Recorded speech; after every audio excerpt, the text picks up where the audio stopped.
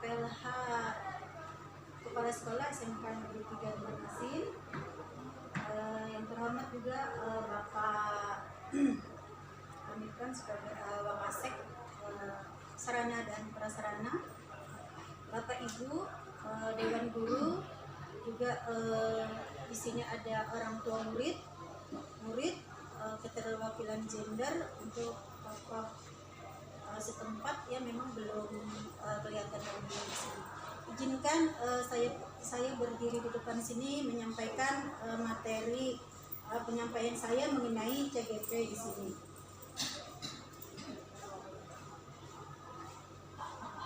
Jadi di sini saya ingin menyampaikan mengenai identifikasi aset yang dimiliki sekolah SMK Negeri 3 Banjarmasin, di mana CGP bersama kepala sekolah sharing dengan dewan guru, orang tua, murid, tokoh setempat, keterwakilan gender bersama-sama mengetahui aset atau kekuatan sumber daya sekolah untuk peningkatan kualitas pendidikan yang berpihak kepada murid.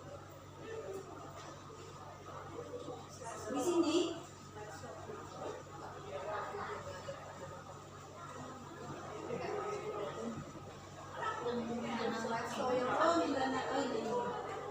di sini dari sampingnya geser lagi, bukan balik.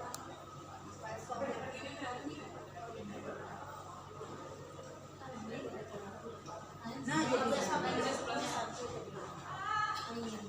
satu aja. Sampingnya.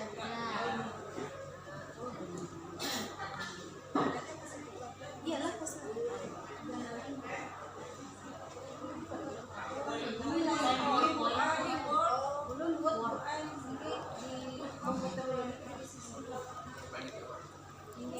di sini sekolah sebagai ekosistem, di mana ekosistem ini merupakan sebuah tata interaksi antara makhluk hidup dan unsur yang tidak hidup dalam sebuah lingkungan.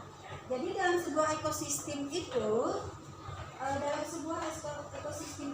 sekolah adalah sebuah bentuk, diibaratkan sekolah itu sebuah ekosistem yang mana itu ada interaksi antara faktor biotik yang disebut juga unsur yang hidup dan abiotik yaitu unsur yang tidak hidup, di mana kedua unsur ini saling berinteraksi satu sama lain sehingga mampu menciptakan hubungan yang selaras dan harmonis. Kita langsung saja kepada ekosistem sekolah di sini. Faktor-faktor biotik. Adapun faktor di sini abiotik yaitu seperti ruangan, sarana dan prasarana juga lingkungan alam. Nah, sekarang di sini ada pendekatan yang mana pendekatan ini berdasarkan dari aset pemetaan yang ada di sekolah, di mana pendekatan ini ada berbasis kekurangan atau masalah, dan juga ada pendekatan berbasis aset atau kekuatan. Nah, di sini ada dua pendekatan. Jadi di sini kita menggunakan pendekatan berbasis aset atau kekuatan di sini. Di mana pendekatan berbasis daripada kekuatan atau aset itu kami di sini jelaskan.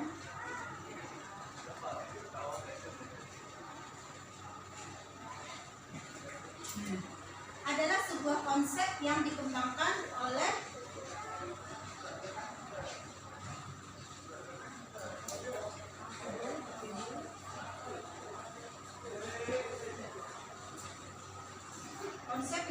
Dr. Catherine Kremer, seorang ahli psikologi yang menekuni kekuatan berpikir positif. Jadi untuk mengembangkan diri, pendekatan ini merupakan cara praktis menemukan hal-hal yang positif dalam kehidupan dengan menggunakan kekuatan sebagai tumpuan berpikir. Kita diajak untuk memusatkan perhatian pada apa yang berjalan dengan baik, yang menjadi inspirasi, yang menjadi kekuatan ataupun potensi yang positif. Alasannya di sini bahwa sumber daya manusia yang berkualitas dari yang paling berharga dari sebuah komunitas, di mana di sini bisa dilihat dari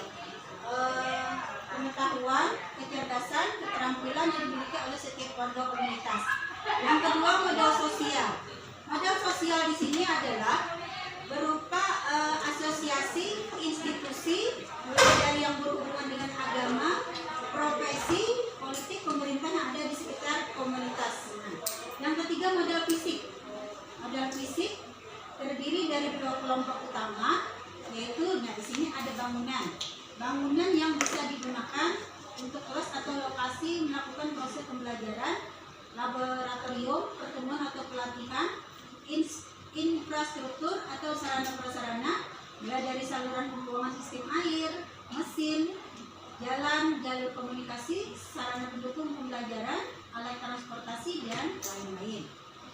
Yang keempat di sini adalah modal lingkungan alam. Nah, modal lingkungan alam ini diolah dan mempunyai nilai ekonomi yang tinggi dalam upaya pelestarian alam dan juga kenyamanan hidup.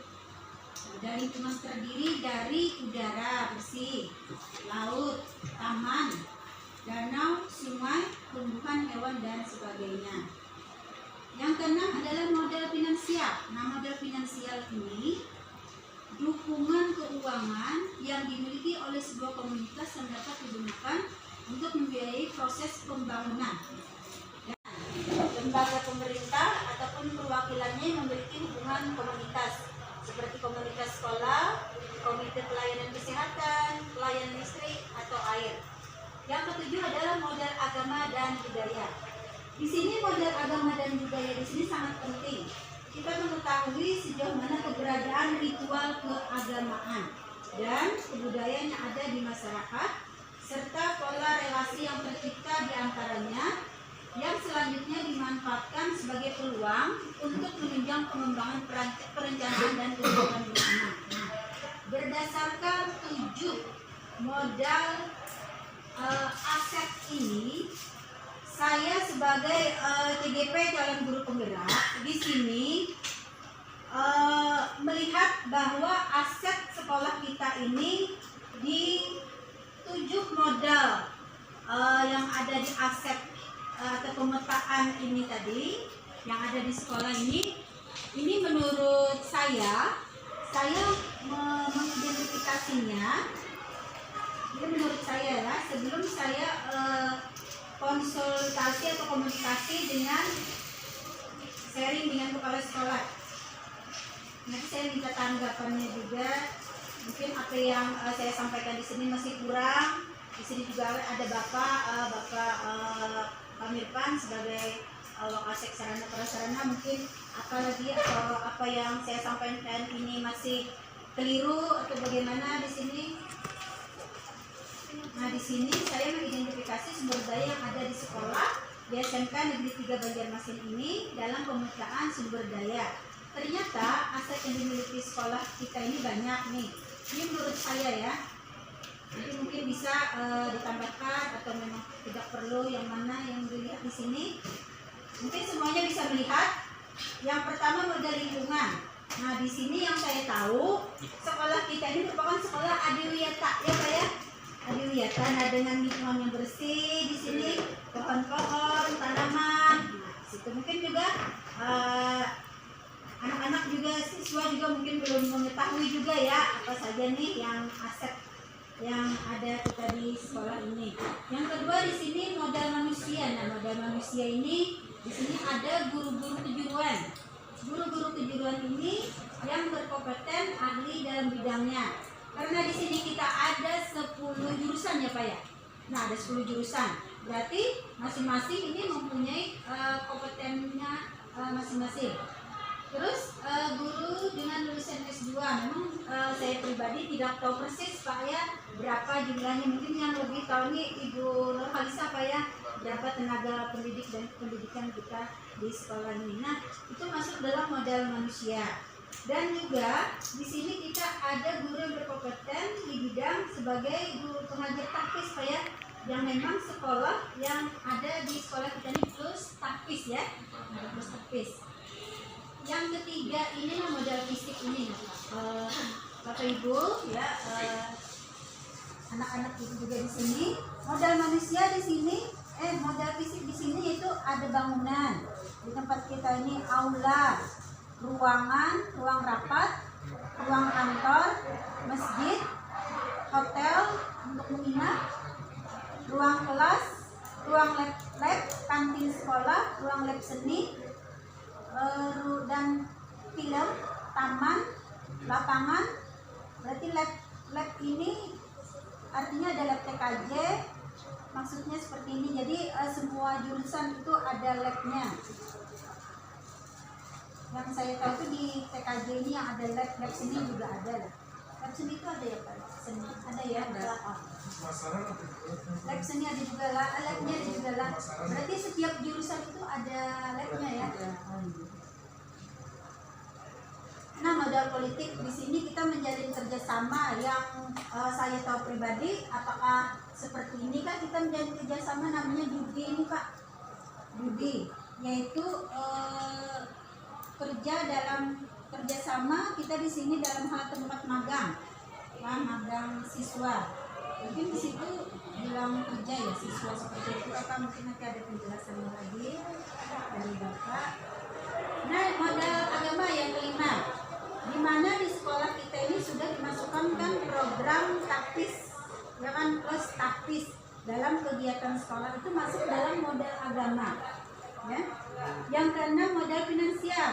Nah, apakah di sini artinya yang saya sampaikan ini betulkah ada dana bantuan BOSDA kita, BOS APBN? Nah, penyewaan kantin ini mungkin nanti Bapak Mirvan bisa menjelaskan maksud dari penyewaan kantin ini mungkin bagaimana nih Bapak secara singkat mungkin bisa menjelaskan penyewaan aula, penyewaan hotel, ada travel untuk perjalanan wisata, ada laundry. Nah, yang ketujuh modal budaya.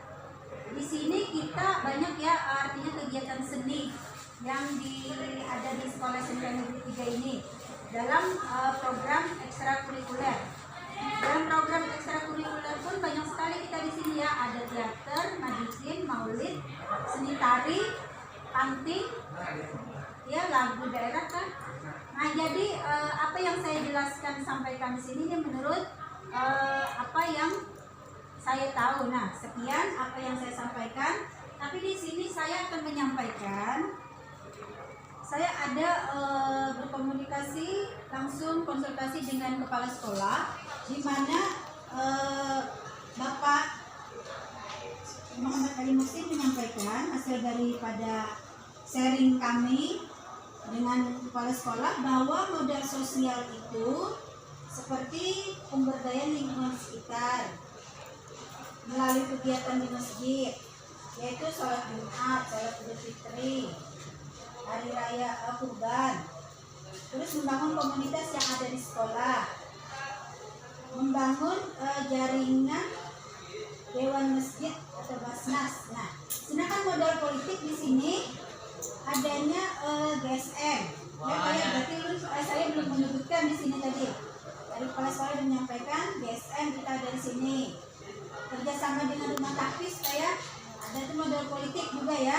Kerjasama dengan dinas sekolah pemadanan ya Pak ya. Ya, berarti ada penambahan Pak ya.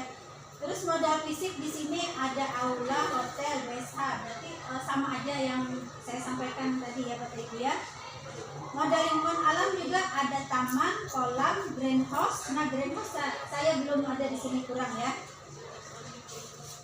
Terus mengenai modal finansial. Nah, kemarin itu yang disampaikan kepala sekolah bahwa modal finansialnya ada BOSDA, ada BOS reguler seperti itu.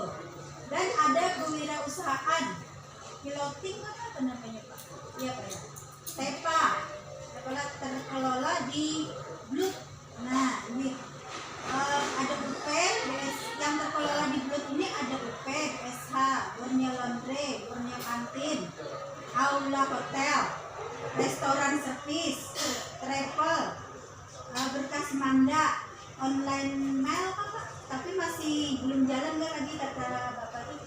Kostum Borneo, fashion, dan percetakan kita multimedia.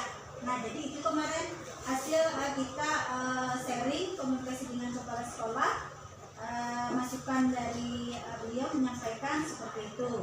Nanti kata beliau lebih jelasnya lagi bisa artinya berkolaborasi sharing dengan pihak-pihak artinya berkompeten.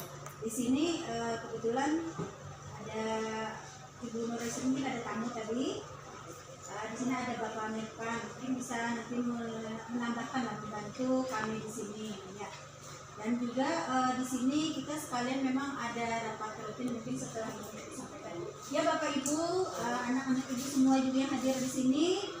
Jadi ini yang bisa saya sampaikan mengenai artinya pemetaan aset-aset yang ada di sekolah, khususnya kita di SMK Negeri 3 Banjarmasin ini.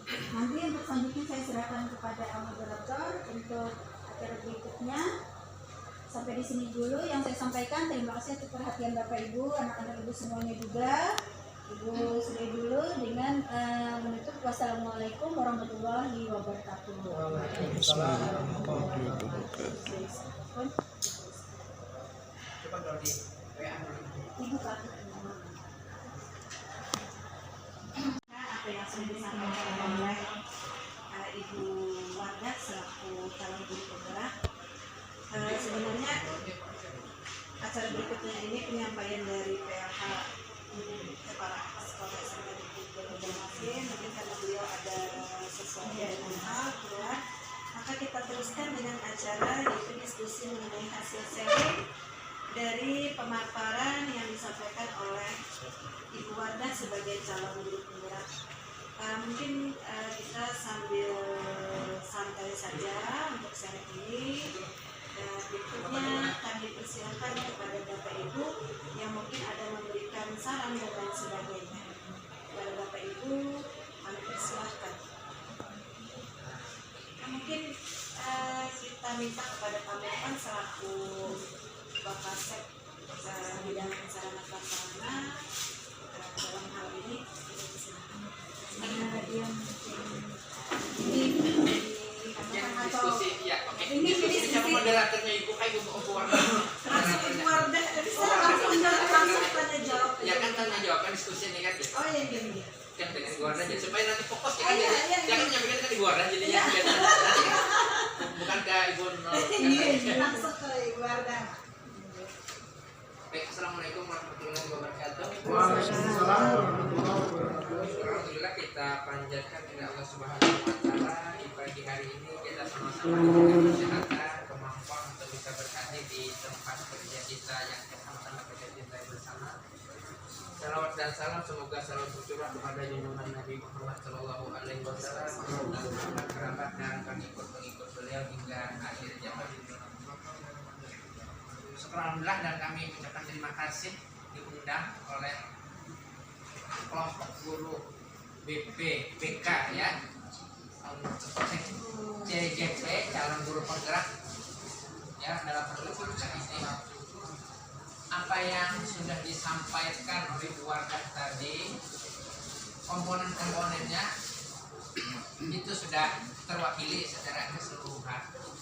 Namun tadi yang untuk unsur politik tadi ya, politik itu kalau bisa tambahkan artinya kerjasama kita dengan Dudika atau kerjasama dengan tempat PKL kan gitu ya. Jadi kerjasama kita itu tidak hanya berbentuk dalam kerjasama dalam bentuk PKL saja. Kita kan mewujudkan dalam bentuk MOU. Artinya ada nota kesepakatan antara pihak sekolah dengan pihak dunia kerja. Artinya pertama sekali itu kita mengharapkan kerjasama itu dalam bentuk penerimaan tempat PKL siswa, ya tempat PKL siswa. Kemudian di dalam MOU tersebut juga diisi MOU itu kita mengharapkan juga pada saat itu kita ada guru pembimbing ya datang ke perusahaan tersebut nego lah istilahnya. Artinya kalau PKL kita harapkan mesti kerjasama yang ada yang 4 bulan, ada yang 6 bulan kan itu sesuai dengan masing-masing program kami sesuai dengan periode yang ditetapkan oleh sekolah. Itu kita harapkan artinya dunia kerja menerima siswa kita PKL. Kemudian juga dari dunia kerja ini, namun tidak semuanya ya. Dari dunia kerja itu kita harapkan juga ada guru magang. Artinya guru di sekolah kita, guru kejuruan untuk meningkatkan kompetensinya untuk penyesuaian dengan tuntutan dunia kerja. Diharapkan pihak Dudika itu bisa menerima siswa guru kita yang magang lah sebenarnya di dunia kerja tersebut. Itu kita harapkan. Dan ini sudah ada yang berjalan yang PKL ini untuk guru-guru perhotelan. Itu yang banyak sudah kita wujud karena SMKPK ini kan keunggulannya kan di perhotelan, dan itu ada dari bagian program SMKPK sudah ada guru magang. Kemudian selain guru magang juga dari dunia kerja itu juga kita selaku guru tamu memberikan keterampilan-keterampilan apa saja yang ada di dunia kerja yang diundang oleh masing-masing ketua program keahlian, dan ini jalan sudah dari akuntansi, dari perkantoran, dari pariwisata, mungkin dari TKJ juga mungkin itu sudah ada juga jalan itu yang masalah sesuai dengan kompetensi di jurusan masing-masing. Jadi tidak hanya PKL saja. Jadi ada mengundang dari dunia kerja itu sebagai status sebagai guru tamu, mungkin nanti dimasukkan sebagai guru tamu. Kemudian juga kerjasama sekolah dengan pihak dunia kerja ini sinkronisasi kurikulum, artinya mensinkronkan kurikulum yang ada di sekolah dengan tuntutan dunia kerja. Itu sudah kita wujudkan pada KPK contohnya kan. Yang lain mungkin sudah juga pernah dulu di Hotel Tripak ya, mungkin tinggal mengupdate dan memperbaharui saja penyesuaian dari tahun ke tahun untuk sinkronisasi kurikulum. Kemudian di dalam MOU itu juga dinegokan juga, kita berharap dunia kerja ini setelah siswa PKL ada keterserapan alumni kita untuk bekerja di perusahaannya. Kalaupun belum bisa, karena standar dunia kerjanya ada yang minimal lulusan diploma, ada S1 ya. Kalaupun belum bisa, kita harapkan ada dunia kerja yang bisa menerima minimal menginformasikan ya. Kalau belum bisa menyerap tenaga kerja langsung kita, minimal menginformasikan bahwa di perusahaan tersebut ada memerlukan tenaga kerja sesuai dengan ada yang di jurusan kita ini. Kalau mereka memang ada dunia kerja yang memfasilitasi atau artinya yang memerlukan tenaga kerja lulusan SMK yang sesuai dengan jurusan yang ada di sekolah kita, itu minimal. Memang mereka memerlukan proses seleksi juga kan, macam-macam attitude-nya, mereka juga perlu pertimbangan dan sebagainya.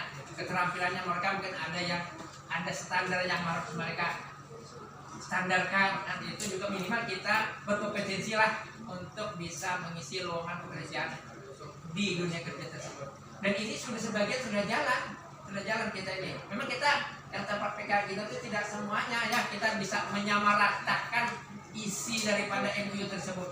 Mereka ada yang keberatan masalah itu. Oke lah kalau keberatan, tapi menginformasikan kita negonya kan seperti itu.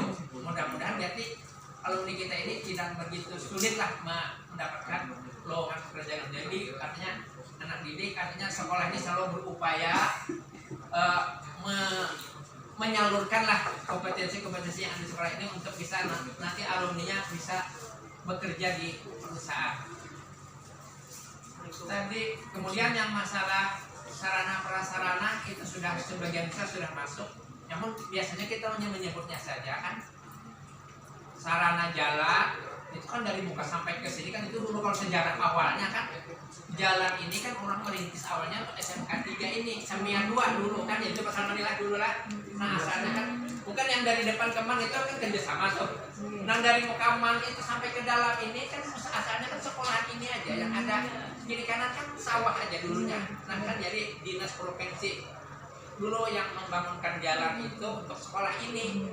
Nah kiri kanan ini dulunya waktu zaman Pak Soko itu mereka itu kalau mau membangun rumah bapak dah dulu lawan sekolahan, karena kan sekolahannya ampun jalan, termasuk perumahan itu kan bapak dah gak mungkin kan sekolahan kan mengizinkan orang mendirikan rumah di kiri kanan ini kan itu. Nah jadi kalau menurut sejarah awalnya sekolah inilah yang berdiri, bukan perumahan di sini yang berdiri, sekolah ini dulu jalannya pun tidak semulus yang seperti ini dulunya kan, masih tanah becek, tanah kuning, tanah merah itu kan dulunya asal muasalnya itu. Nah ini itu sarana prasarana sekolah, kemudian ada lapangan, ada gedung bangunan perkantoran, kalau kita menyebut ada gedung ruang-ruang kelas kan gitu nih, ruang-ruang kelas kita menyebutnya seperti itu. ada gedung aula, ada gedung ruang-ruang praktek, kan gitu nih. Ruang-ruang praktek itu artinya kan semua program keahlian yang ada di sekolah kita ini itu ada ruang prakteknya. Kenapa harus ada? Karena sekolah yang mau diakreditasi bagusnya itu nilainya A, itu minimal setiap program keahlian itu ada ruang prakteknya.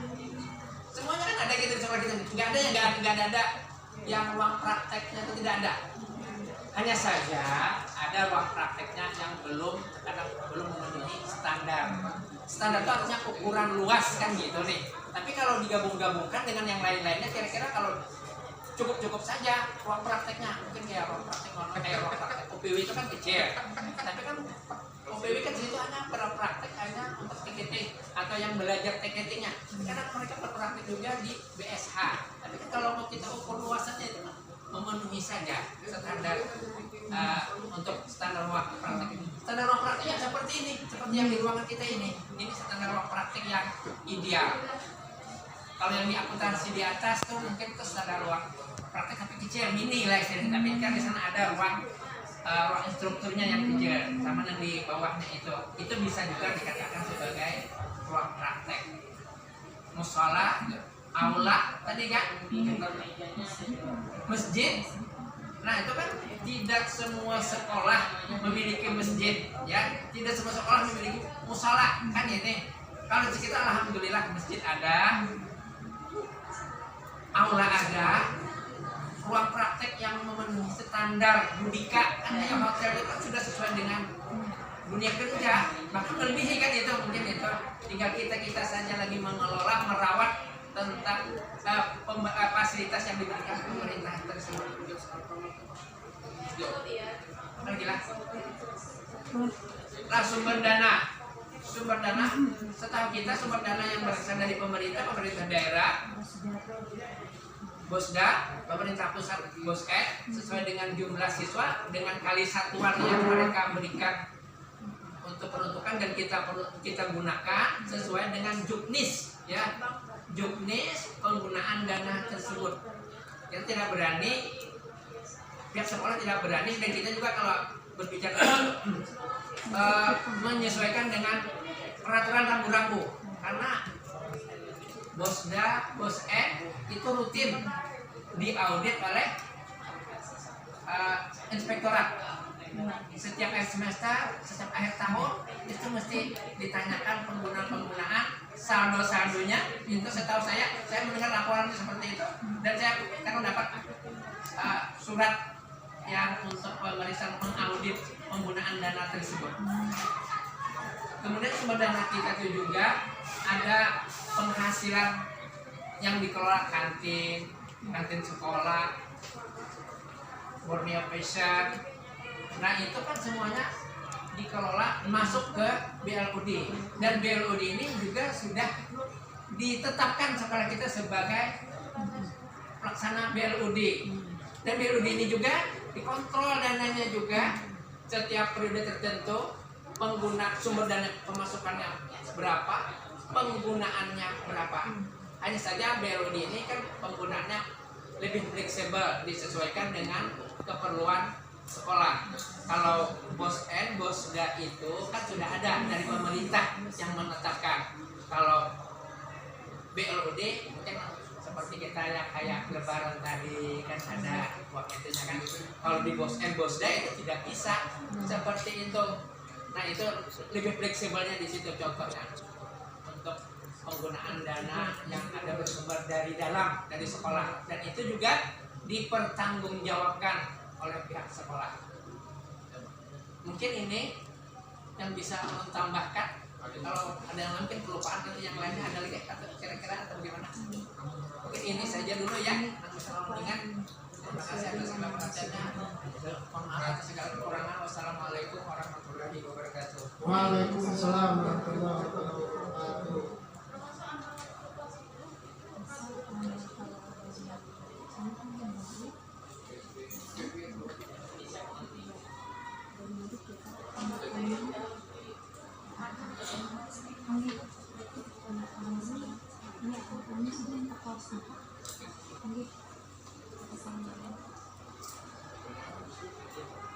Terima kasih rekan ini sudah bicara berkaitan dengan mungkin bisa disebut dengan apa namanya, tambahan dari apa yang sudah disampaikan oleh calon guru penggerak di beberapa tadi. Mungkin ada lagi dari Bapak Ibu selaku tokoh masyarakat, orang tua dan siswa, dan juga dari Bapak Ibu guru yang lain juga yang siswa.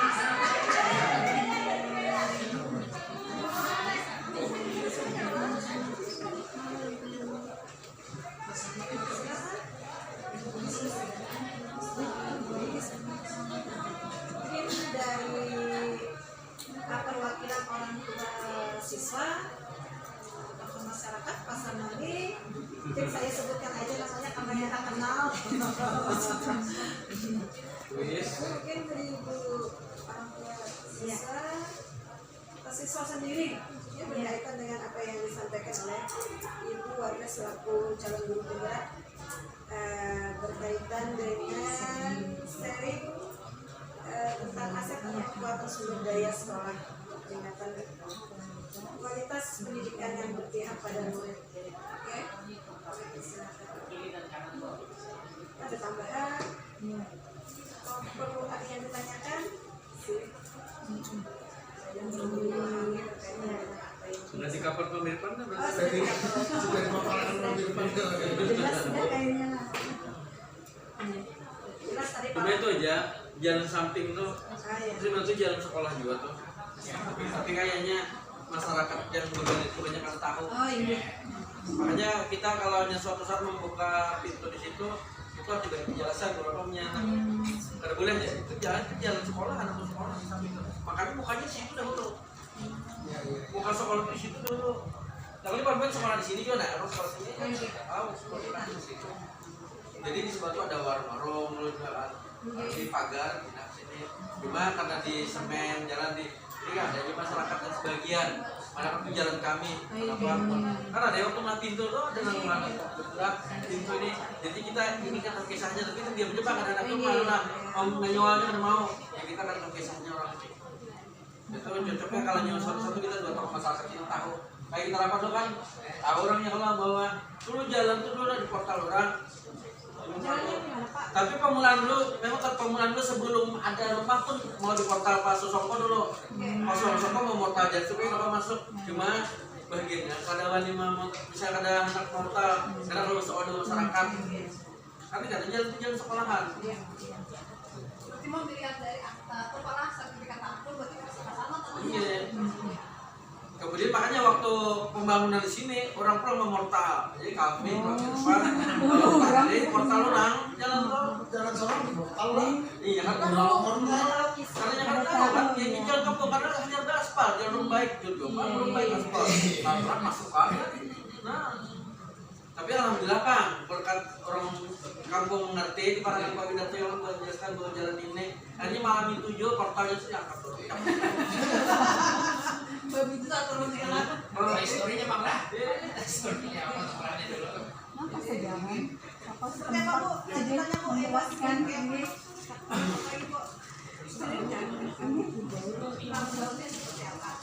Ya, ini tadi terima kasih Pak Salmani lebih detail menjelaskan lagi berkaitan dengan apa tadi model-model sharing kita di sini dengan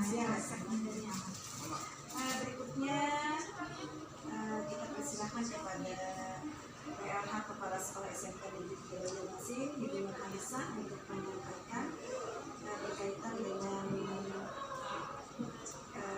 materi yang disampaikan oleh calon guru penggerak tadi berkaitan dengan aset kekuatan sumber daya sekolah. Kepada Ibu Nurhanisa,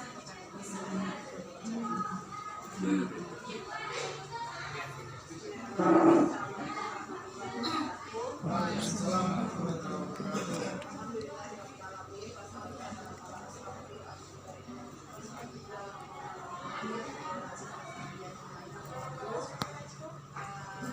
bersyukur selalu kita panjatkan kepada Allah yang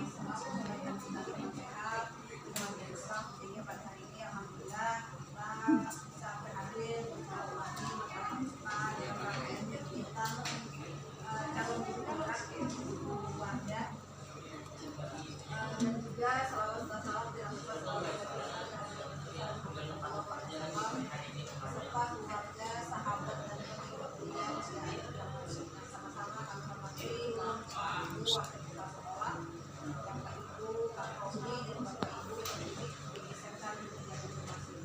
Pertama kami mengucapkan terima kasih atas kehadiran Bapak Ibu pada kegiatan calon demokrat ini.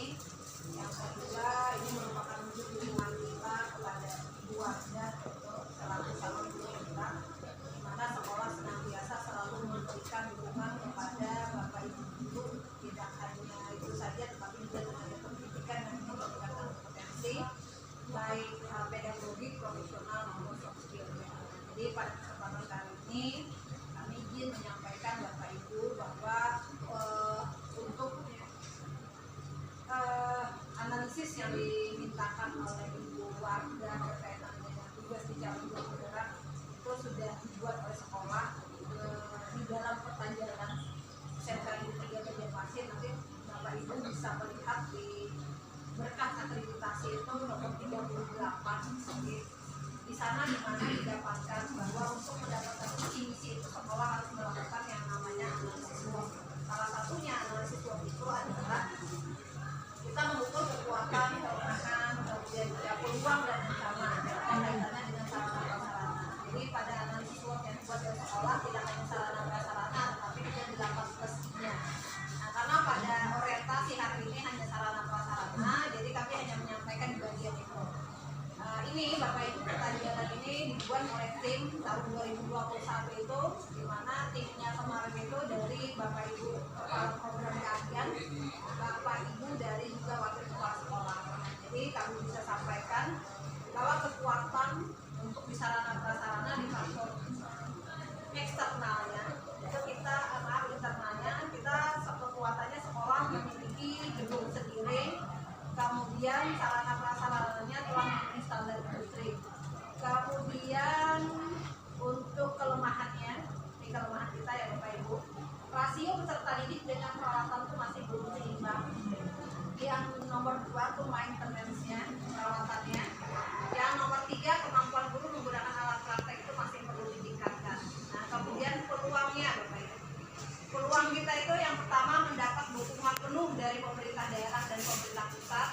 Kemudian yang nomor 2 adanya kerjasama dengan dunia kerja berkaitan dengan fasilitas bersama. Jadi anak-anak sekarang itu bisa saja dengan adanya kerjasama dengan industri tadi dukungannya melaksanakan kegiatan pembelajaran contohnya PKL dan juga hubungan industri dan juga praktek di tempat industri yang menjadi rekanan SMK Negeri Banjarmasin. Karena kita memaklumi bahwa peralatan sarana prasarana industri itu jauh lebih luas dibandingkan dengan yang berada di dunia pendidikan. Nah, sehingga perlu kolaborasi di sana untuk meningkatkan kompetensi dan juga soft skill peserta didik. Kemudian yang menjadi ancaman itu adalah update peralatan yang dipakai di dunia kerja semakin besar. Nah, jadi ketertinggalan itu kita jembatani tadi dengan melaksanakan kegiatan program guru tamu, kemudian juga pelaksanaan daripada coaching seperti itu. Nah, kemudian strategi kita dalam menggunakan peluang untuk meningkatkan kekuatan. Yang pertama, memaksimalkan penggunaan sarana prasarana untuk kegiatan pembelajaran praktek, salah satunya dengan melaksanakan untuk pembelajaran jadwal blok. Yang nomor 2, memaksimalkan menggunakan sarana prasarana dalam meningkatkan pendapatan atau income sekolah. Nah, jadi di sini Bapak Ibu, makanya salah satu upaya kita untuk meningkatkan tadi sarana prasarana kita di tahun 2022 kemarin sudah diberikan kepercayaan oleh pemerintah daerah sebagai salah satu pelaksana BUD dari 9 sekolah yang ada di Provinsi Kalimantan Selatan. Nah, itu salah satu upaya kita Bapak Ibu, sehingga yang bisa melihat dari BSH ada yang disewakan, kemudian kantin sekolah kan tidak lagi disewakan tetapi dikelola oleh sekolah seperti itu. Aula juga, kemudian tempat-tempat yang lainnya. Nah, kemudian Bapak Ibu, strategi daripada kita menggunakan peluang untuk mengatasi kelemahan, strategi WO-nya ya Bapak Ibu. Yang pertama, menambah peralatan praktek sesuai dengan standar industri. Jadi ketika kita mendapatkan bantuan dan juga memberi peralatan dari dana BOS dan BOSN, sekolah itu pasti bertanya tidak hanya dengan Bapak Ibu pendidik di sini yang khususnya kejuruan, tetapi kita juga meminta masukan kepada dunia industri kaitannya peralatan yang bisa dibeli sesuai dengan budget yang dimiliki oleh pihak sekolah, sehingga kesenjangan antara sekolah dengan industri itu tidak terlalu jauh beda gitu. Nah gitu beberapa upaya. Kemudian yang nomor 2 melakukan maintenance secara berkala. Jadi itu kaplingannya biasanya dikerjakan oleh Pak Mirvan. Jadi Bapak Ibu Kapolri dan yang lainnya itu selalu memberikan masukan. Jadi yang kaitannya dengan kan bisa yang baca atau di grup WhatsApp kita misalkan listriknya yang padam, air lendingnya tidak mengalir, pagar kita tergembok, pintu sekolah kita, kelas kita yang ambrol misalkan, itu kan selalu merupakan salah satu bagian dari maintenance kita. Yang nomor 3 melakukan pelatihan guru dalam menggunakan peralatan praktek. Nah, jadi sekolah selalu mendorong mendukung Bapak Ibu dan juga tenaga pendidikan untuk meningkatkan kompetensi kaitannya dalam penggunaan peralatan praktek. Oke. Kemudian strategi kita dalam mengatasi ancaman dengan menggunakan kekuatan yang ada. Yang pertama, strateginya menambah peralatan praktek sesuai dengan standar industri atau dunia kerja. Nah, jadi karena Bapak Ibu kita menyadari semua bahwa keterlaksanaan program pembelajaran khususnya di sekolah negeri ada di Kalimantan Selatan, khususnya Banjarmasin, khususnya lagi di SMK Negeri 3 Banjarmasin, itu pembiayaan murni hanya berasal dari dana bantuan pemerintah daerah dan juga pusat seperti itu. Nah, jadi beberapa kegiatan yang bisa didanai oleh orang tua siswa itu sangat kita dukung sekarang. Jadi ada beberapa juga kegiatan dari LSP kemarin, kemudian yang hari besok juga berlangsung. Untuk pembiayaan itu kita mintakan partisipasi orang tua siswa seperti itu. Nah, kemudian strategi kita untuk menghindari ancaman, mengatasi kelemahan itu memanfaatkan peralatan yang tersedia secara maksimal. Nah, jadi tidak serta-merta peralatan yang sudah aus Bapak Ibu itu harus digantikan, tetapi ada modifikasi. Jadi kalau misalkan bisa dipakai, kita bisa upayakan diservis dulu atau diperbaiki dulu. Kalau sudah akan bisa lagi, itu juga tidak bisa Bapak Ibu serta-merta peralatan tersebut dimusnahkan. Nah, kita harus bikin berita acara, kita laporkan tidak hanya ke Dinas Pendidikan Provinsi, tetapi juga sudah by system, sehingga dari pusat pun bisa melihat sarana prasarana SMK 3 ini seperti apa, yang rusak berapa, yang bisa dimodifikasi diperbaiki berapa, yang akan dimusnahkan itu berapa. Jadi ada prosedur yang harus dilakukan oleh sekolah. Jadi kalau pian nanti melihat ada barang sekolah, ini kenapa nih kada dibuang saja, tidak segampang itu Bapak Ibu membuat. Jadi paling tidak kami berharap dengan kegiatan ini kita sama-sama menyayangi Bapak Ibu peralatan yang ada supaya masa pakainya itu panjang. Bukan berarti milik sekolah, milik negara juga segampangnya kita menggunakan dan seenaknya untuk tidak memelihara. Jadi kalau yang hanya memelihara itu bagian sarana prasarana itu luar biasa, sangat salah seperti itu, sangat keliru. Karena semua memiliki tugas dan tanggung jawab. Jadi kalau kalian melihat bak sampahnya ternyata puntal pelilit, tolong digunakan. Kalau kalian merasa kotor tangannya, nanti ada air dan disambung tangannya. Kalau kalian tidak kuat juga, minta tolong kembali untuk angkat-angkat. Nah, jadi pada kesempatan kali ini panjang ya. Jadi itu nanti kami sampaikan juga tayangan ini Bapak Ibu. Jadi biar bisa membaca, melihat apa sih kekurangan kita, apa sih kelemahan, kekuatan dan juga ancaman buat sekolah kita seperti itu. Nah, sehingga kita berbicara tidak berdasarkan ujar-ujar, tetapi ada fakta. Nah, tapi ketika kita melihat ini juga kan manusia itu memiliki keterbatasan untuk melihat secara luas seperti itu. Sehingga dengan banyaknya masukan dari Bapak Ibu sekalian berkaitan karena ini titik fokus sarana prasarana, mungkin nanti bisa ditambahkan di mana sih kekuatan kita yang belum tercantumkan, di mana kelemahan kita, nah, seperti itu. Karena ini saja Bapak Ibu kaitannya dengan analisis SWOT-nya.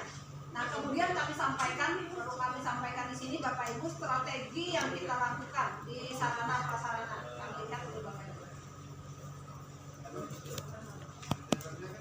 Akan penggunaan sarana prasarana untuk kegiatan pembelajaran praktek, salah satunya penggunaan sarana prasarana praktek secara bersama lintas program keahlian. Nah, jadi kalau peralatan praktek misalkan dari yang dipunya oleh film, tidak serta-merta film saja yang bisa menggunakan, tetapi anak DKP ataupun yang lainnya bisa menggunakan.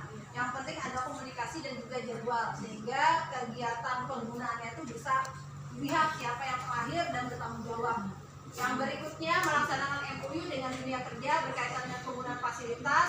Yang ketiga, intensif mempromosikan sarana prasarana sekolah melalui media infocom dan media sosial lainnya. Yang kaitannya tadi dengan memaksimalkan untuk meningkatkan income sekolah. Kemudian yang berikutnya, kelemahan kita, peluang yang dipakai untuk mengatasi kelemahan, menambah peralatan yang sesuai dengan industri. Caranya itu dengan menambah jumlah peralatan yang sesuai dengan industri, melakukan maintenance-nya, ada program revitalisasi dan perbaikan peralatan yang nanti bisa digunakan. Kemudian melakukan pelatihan guru, upayanya pelatihan pendidik dalam penggunaan alat praktek tersebut. Jadi ada beberapa sudah Bapak Ibu, jadi ada peralatan untuk praktek baru, Bapak Ibunya pasti dilakukan pelatihan. Ya nanti dalam penggunaan itu bisa lebih mudah. Kemudian menambah peralatan praktek sesuai dengan standar industri, pengadaan peralatan praktek sesuai perkembangan teknologi, dan juga pelatihan penggunaan teknologi terbaru oleh dunia kerja. Yang terakhir, kita mengatasi ancaman, ya, mengurangi mengatasi kekurangan, menghindari ancaman dengan cara memanfaatkan peralatan yang tersedia secara maksimal. Jadi contohnya kita melakukan pemeliharaan peralatan praktek secara kontinu dan berkala, kemudian merapikan sistem administrasi sarana dan prasarana sekolah. Dan tentunya Bapak Ibu, apa yang kami sampaikan ini tidak sempurna seluruhnya, tetapi kita selalu tumbuh berkembang untuk mewujudkan dari apa yang sudah menjadi cita-cita kita bersama. Seperti itu yang bisa kami sampaikan. Terima kasih atas waktu dan kesempatan. Kami akhiri dengan ucapan wabillahi taufiq wal hidayah. Wassalamualaikum warahmatullahi wabarakatuh. Waalaikumsalam warahmatullahi wabarakatuh.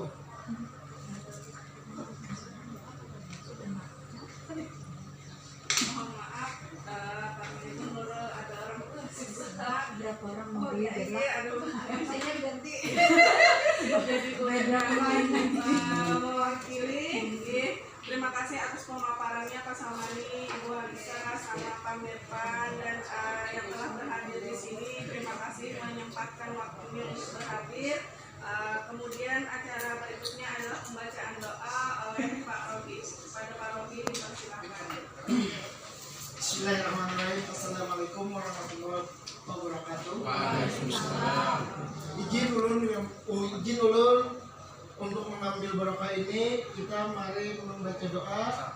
Semoga dengan berjalannya acara ini dapat kita mengambil suatu hikmahnya. Ila hadrati balik wasyukabah Sayyidina Muhammad Syallah Salam Al-Fatihah.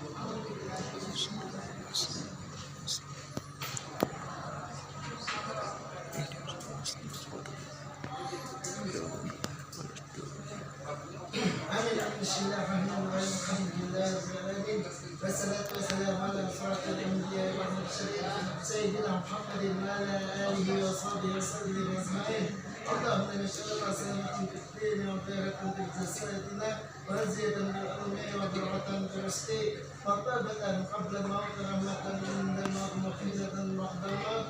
Allahumma bin alaina fi sakaratil maut wa najina an-nar wa aqran inda hisab. ربنا لا تزغ قلوبنا بعد إذ هديتنا وهب لنا من لدنك رحمة إنك أنت الوهاب رب اشرح لي صدري ويسر لي أمري من لساني يفقهوا قولي رب ارزقني علما وارزقني فهما ربنا آتنا في الدنيا حسنة وفي الآخرة حسنة وقنا عذاب النار اللهم صل على سيدنا محمد وعلى آله وصحبه وسلم سبحان ربك رب العزة عما يصفون وسلام على المرسلين والحمد لله رب العالمين.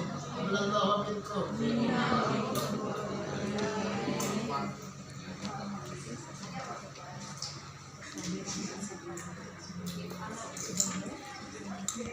Dengan berakhirnya doa tadi, maka berakhir pula acara kegiatan kita pada hari ini. Terima kasih sekali lagi kami ucapkan. Assalamualaikum warahmatullahi wabarakatuh. Waalaikumsalam warahmatullahi wabarakatuh.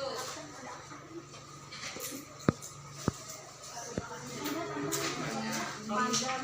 Terima kasih Bapak Ibu.